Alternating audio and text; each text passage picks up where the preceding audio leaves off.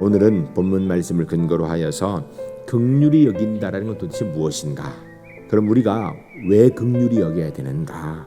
긍휼히 여기는 사람은 무슨 복을 받는가에 대한 말씀을 듣고자 합니다.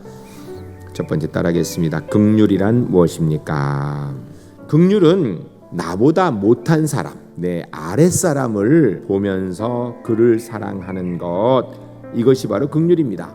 긍휼의 또 다른 표현을 용서라고 이야기할 수 있습니다. 사람들은 남의 죄에 대해서 너무 지나치게 객관시합니다. 여러분, 때때로 묵인하고 모르는 척 넘어가는 여유가 있는 것이 긍휼 아니겠습니까? 혹시 내가 아직도 용서하지 못한 응어리가 있다면 나는 그 사람을 이해하지 못하고 있기 때문인 것입니다. 진정으로 이해한다면 용서를 할 수 있게 되는 것입니다. 뒤로 미루는 마음은 긍휼일 수 없습니다. 즉각적으로 행동으로 옮기는 것이 긍휼입니다. 두 번째 따르겠습니다. 긍휼은 공로가 아닌 구원받은 자의 마땅한 행위입니다.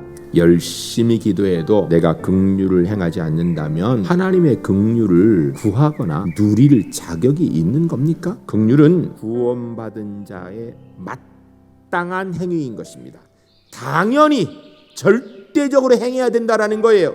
구원은 오직 예수 그리스도의 십자가의 은혜로만 얻게 되는 줄로 믿습니다. 긍휼로 구원받은 나, 십자가의 은혜로 구원받은 내가 다른 사람에게 먼저 긍휼을 베푸는 것이 당연한 모습 아니냐라고 성경이 도전하고 있는 것입니다. 한 사람이 지금 어려움을 가지고 있다면 그 사람 마음에 들어가서 함께 경험하며 생각하고 위로하고 나누는 것, 이게 진정한 의미의 긍휼인 것입니다.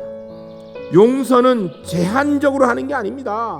무제한적으로 하는 거예요. 왜냐하면 우리가 하나님께 무제한적으로 용서를 받았어요. 하나님께 긍휼함을 무한대로 받았으면 우리도 용서를 무한대로 해야 된다는 거예요.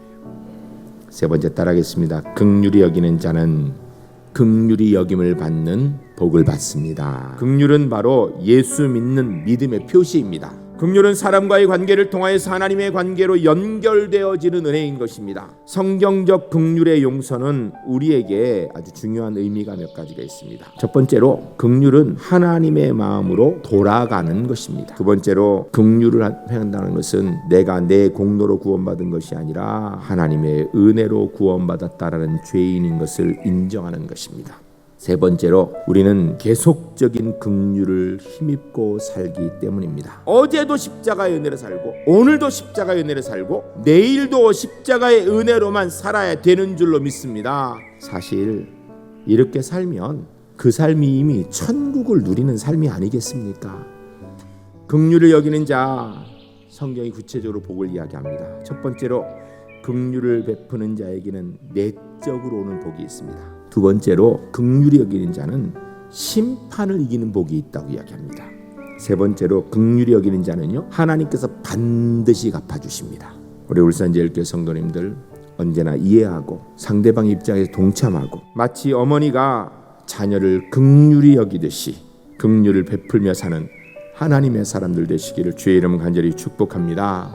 긍휼을 베풀며 살아서 하나님께 받은 긍휼의 은혜, 나의 삶을 통하여 온몸으로 체험하고 그 가운데 천국을 누리는 우리 울산제일교회 하나님의 사람들이 모두 될 수 있기를 주의 이름 간절히 축복합니다.